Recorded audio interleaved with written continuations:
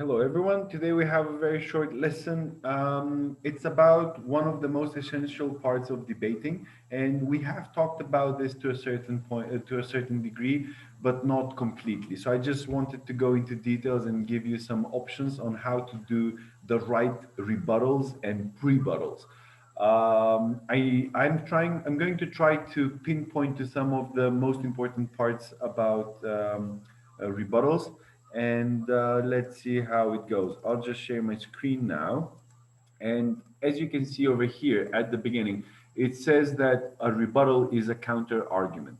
You all know that according to the format that we have been working with, um, every speaker gets up to 4 minutes to perform their speech, and there is 1 minute between speakers. That minute between speakers is given to you so you can take notes on what the previous speaker had said, because once you do that you can use it against them. That's what the counter argument is. However, a debate is a very polite, high communication, and it doesn't look like a street fight. So you wouldn't go and say, "No, you're wrong, and this is why," because you would be penalized. I think that you would even lose points over there.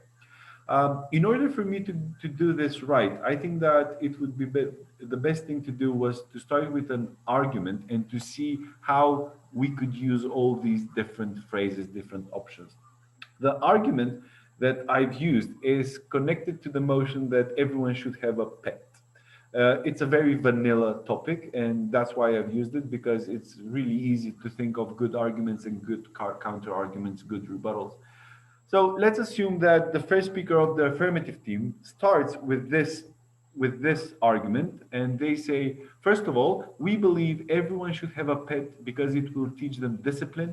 They would have to wake up early and take out their pet to do its business, then feed it and play with it. Of course, business does not refer that the pet has a company, it refers to a different thing.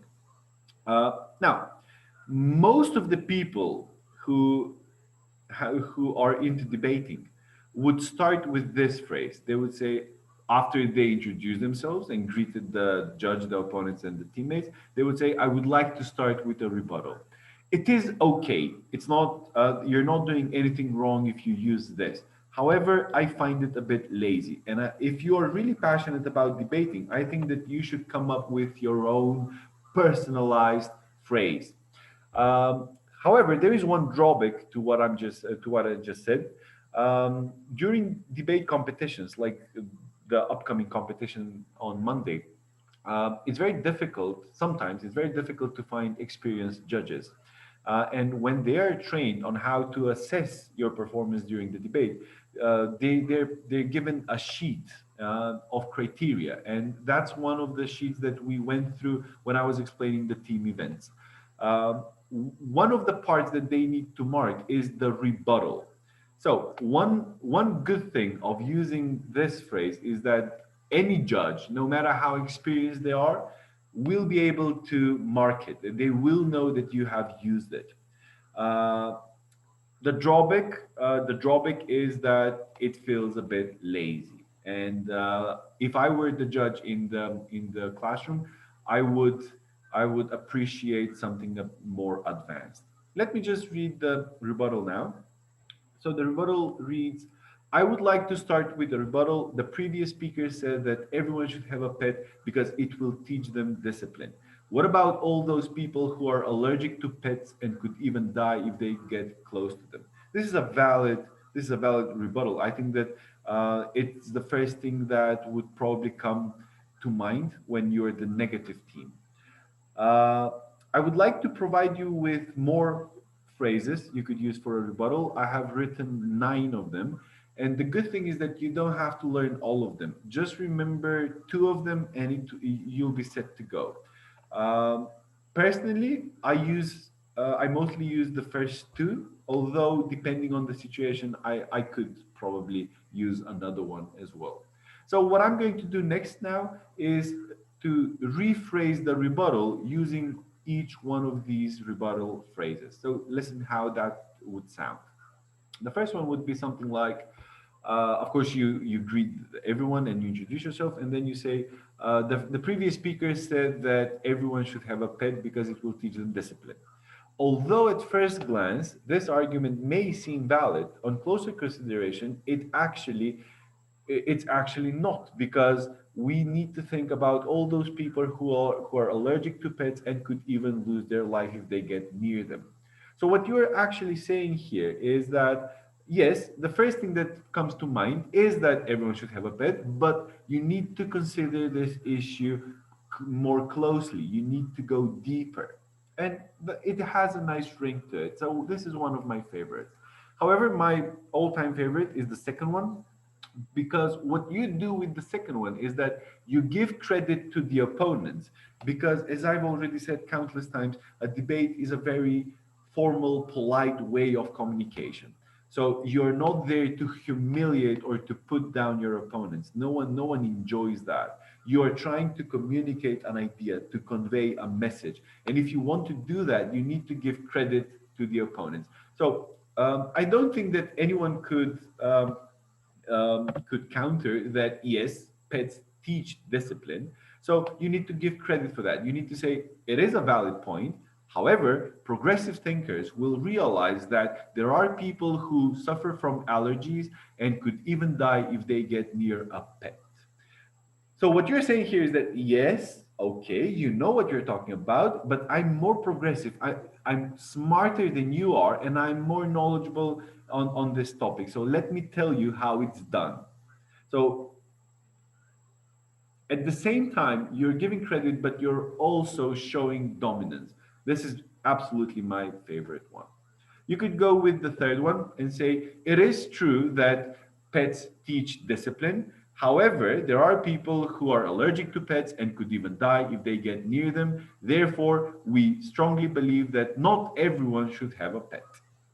Number four, the speaker from the opposing team tried to tell you that everyone should have a pet because it teaches discipline. But when you look at the facts, there are a lot of casualties. A lot of people die every year because they got near a pet and they were allergic to it, blah, blah. I really like this part, try, because what you're saying is that yes, okay, they had a certain idea, but they weren't very successful in proving it. So you in a way discredit them in a very subtle way. This one is also okay. Number five, the previous speaker said that everyone should have a pet because it will teach them discipline. While that may be true, there are a lot of people who are allergic to pets and could even die if they get near them or close to them. This one is something that could be very useful as well in terms of topic development, because if you say, before I come to my own arguments, it tells the judge that it lets the judge anticipate that you have prepared your arguments as well, and you're not going to spend the 4 minutes just discrediting your opponents. So you could say, before I come to my arguments, let us first have a look at what the previous speaker said, and then you just continue by rephrasing the rebuttal. Number seven, I will continue our case in a minute, but before that, there are things about the previous speech that need to be addressed. This one is probably the most formal rebuttal out of the bunch. Uh, I find it a bit artificial. I feel that if someone uses this, they've learned it by heart, and you need to prove that you are coming up with all of that on the spot. So I'm not sure if you'd be able to use this one. Feel free to try.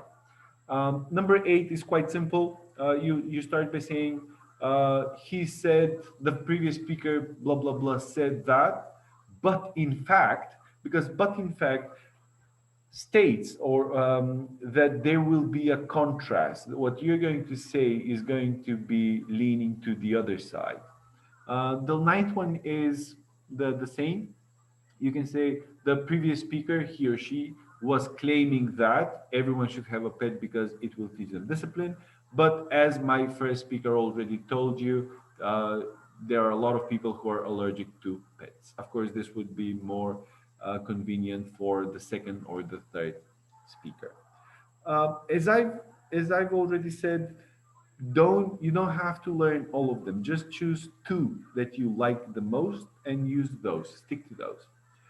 Uh, you may have noticed that the rebuttals are only available starting with the first negative from the negative team and then the second speaker from the affirmative team. The first speaker of the affirmative team does not have the opportunity for a rebuttal because there was nothing before him, so there's nothing that he can counter. However, there's one thing that's called a prebuttal.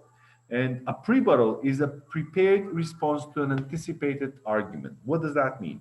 It means that as the first speaker, you try to think how the opponents will attack you, what their argument would be, and you try to protect yourself in advance. So you would start by saying the other team may say that there are a lot of people who suffer from allergies, but nowadays there is a lot of medicine that could help cure that issue or whatever. So you try, because if you start debating on this motion, you immediately know that the negative team is going to talk about allergies and people losing their life because of a hair or something. So you need to use that to protect yourself. Because once you do that, if you're the first speaker of the affirmative team and you say the other team may try to say that there are a lot of people who will lose their life because of allergies, but pharmacy is really developed nowadays, and there is very cheap medicine on the market that could help resolve that issue. The first speaker of the negative team, the next one, will be at a loss for words. They will not have anything to say against it. So by doing a good prebuttal, you are limiting the opportunities for the opponents. Of course, all three speakers can use the prebuttal, although the first one absolutely has to do it. And that's about it about the rebuttals. Please remember this. Go through the phrases and see which one you like the best. That's it. Bye.